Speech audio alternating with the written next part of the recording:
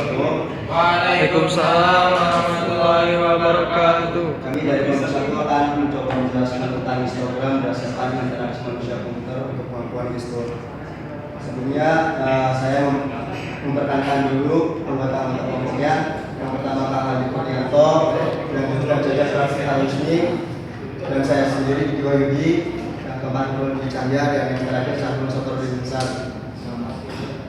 Nah, terus lanjut akan menjelaskan apa sih proyek ini. Jadi jurnal ini memperkenalkan sistem pengenalan gerakan manusia yang hanya menggunakan jari untuk berkomunikasi dengan sistem komputer. Nah, di dalam proyek ini ada tiga tahap utama. Yang pertama itu untuk pendeteksi, yang kedua pelacakan, yang ketiga pengetahuan. Nah, dari tiga tahap utama ini, tekniknya ini menggabungkan yang pertama nilai neural network, dan yang kedua ketiga dinamis waktu working, dan yang keempat instant model. Perkenalkan, nama saya Jaja Bagus. Ini saya akan menjelaskan tentang slide 5 ya, slide 5 dan slide 6. Yang mana di slide 5 ini yang ada sistemnya melakukan proyeksi ini bisa dimanfaatkan laptop atau webcam dan dengan mengenali gerakan tangan. Gerakan tangan pun bisa mengendalikan dengan mouse. Proyek ini lebih berkonsentrasi pada menunjukkan mouse dengan mengklik tindakan bersama dengan file untuk mentransfer file antara sistem yang terhubung dengan tindakan tangan dan gerakan.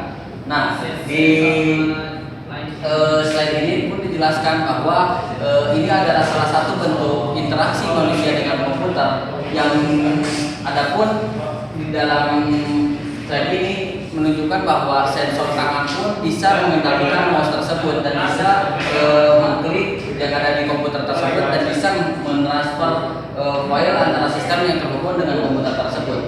Nah, di dalam file ini bagaimana kita cara untuk bisa menggerakkan sensor tangan tersebut untuk menjalankan perintah-perintah di dalam komputer, yaitu kita mempunyai algoritma yang sederhana yang ada di gambar seperti ini. Nah, algoritmanya itu ada 8. Yang pertama open kamera dan seterusnya sampai yang ke-8. Nah, mungkin ini adalah salah satu bentuk sensor ataupun interaksi manusia dengan komputer yang ada di slide 5. Next. Selanjutnya pencocokan template. Nah, dasar untuk mengenali gerakan tangan adalah mengakui jika ada tangan dalam gambar. Oleh karena itu, jurnal ini dapat menempatkan tes besar pada cara-cara segmentasi tangan dari latar belakang kamera atau video. Masukkan terdapat 2 kriteria. Yang pertama itu yaitu kesederhanaan. Dari karya-karya masa lalu, kita telah melihat bahwa algoritma rumit yang jauh lebih lambat dan membutuhkan banyak asal canggih, seperti standarisasi dan klasifikasi, pembinaan sekali memulai sistem selama suasana baru. Yang kedua yaitu fleksibilitas, yang mana dalam penggunaan komputer laptop biasa juga bisa duduk dimanapun dan dengan latar belakang yang akan menjadi rumit. Ini demikian menarik untuk memiliki teknis segmentasi yang akan menampung berbagai latar belakang yang sederhana. Nah, di dalam pencocokan template ini di atas juga dijelaskan bahwa penempatan besar pada secara segmentasi tangan dari latar belakang kamera atau video. Nah, kalau kita ke slide yang ketiga yaitu ada pelacakan dan ada tiga kriteria yang harus ada di sensor segmentasi tangan tersebut. Nah, di sini juga pencocokan template mempunyai kesederhanaan dan fleksibilitasan. Nah, yang mana apalagi di zaman sekarang yaitu lebih memilih tentang fleksibilitasan karena lebih fleksibel gitu. Kalau misalnya kita berinteraksi dengan suatu komputer atau laptop yang bisa dibawa kemana-mana. Oke, next selanjutnya untuk menjelaskan tentang slide 7. Nah, langsung next untuk pembahasan slide selanjutnya yaitu tentang feature extraction dan juga pencatatan kompleksitas.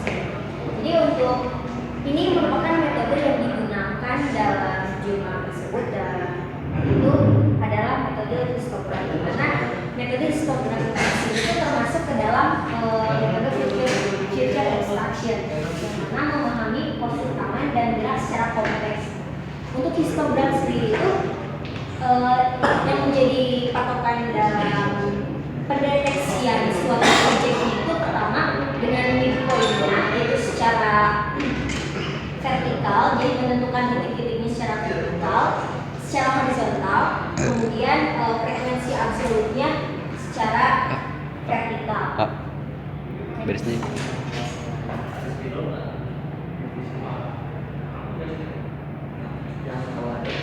Nah, untuk selanjutnya yaitu kecacatan kompleksitasnya sendiri. Jadi untuk metode ini itu kecacatan kompleksitasnya itu harus diminimalisir, terutama dalam rekayasa perangkat lunak tersebut.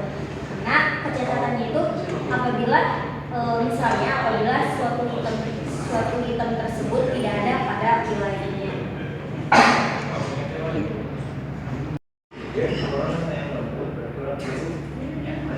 Yang selanjutnya adalah gesture recognition atau perekaman gerak. Di dalam perekaman gerak pada jurnal ini atau di jurnal ini terdapat dua cara. Yang pertama itu ada gesturing dan yang kedua itu ada contour extraction. Lebih jelas selanjutnya. Yang pertama gesturing itu adalah sebuah metode segmentasi citra dengan menggunakan atau membedakan dari segmentasi tersebut antara tingkat kecerahan atau gelap atau terangnya sebuah gambar gitu. Nah, apabila si gambar itu terang sedikit maka akan terang lagi. Apabila gambar itu gelap maka akan dipergelap. Nah, setelah dipisahkan itu antara terang dan gelapnya itu dari si gambar atau citra, maka kita dapat melakukan masking gitu kepada gambar tersebut. Nah, jadi bisa seperti ini gitu. Yang setelah itu jadi yang ini dipercerah atau diperbesar, yang backgroundnya itu dihitamkan. Nah, setelah kita mendapatkan yang seperti ini, maka kita menggunakan konteks full algorithm. Maka terjadilah di sini terdapat save gitu buat recognize jari kita, telapak tangan kita. Yang selanjutnya ada contour ekstraksi atau contour extraction. Nah, di cara ini kita setelah merekam gambar kita, maka si gambar itu akan dilakukan ekstraksi gitu. Ekstraksi badan, nah ini si tangan itu badan. Maka yang ada dua outline-nya garis gitu. Garis outline yang kita yang merah. Terus yang garis konturnya itu atau kontur extraction-nya, nah yang bergaris hijau ini. Ya, selesai. 1, 2, 3. Sini saya akan melanjutkan presentasi yang sebelumnya telah disampaikan oleh rekan saya. Di sini ada hasil dari percobaan yang telah dilakukan dalam jurnal tersebut.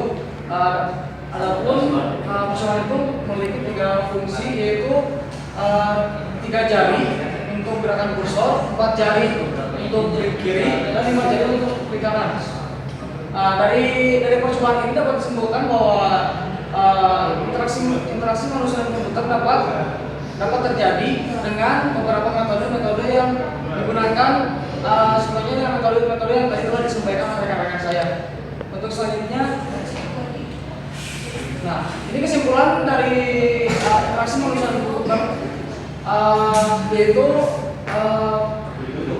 menggunakan recognition menggunakan jari telah berhasil dilakukan dan dicapai dengan akurasi 80%. Namun diketahui bahwa keakuratan mesin dukungan vektor tergantung pada fitur yang digunakan dalam pekerjaan. Algoritma yang diusulkan dapat digunakan untuk mendeteksi penyaringan warna kulit lainnya, deteksi tepi, cembungkul atau konveksul, perhitungan dan aturan terutama berdasarkan penalaran dengan kedalaman cacat kompleksitas. Jadi interaksi manusia dan komputer khususnya pada bidang Instagram gestur ini dapat terjadi dengan metode-metode yang telah disampaikan, diantaranya adalah penyaringan warna kulit, deteksi topi, cembung perhitungan, dan aturan tentang kedalaman cacat kompleksitas.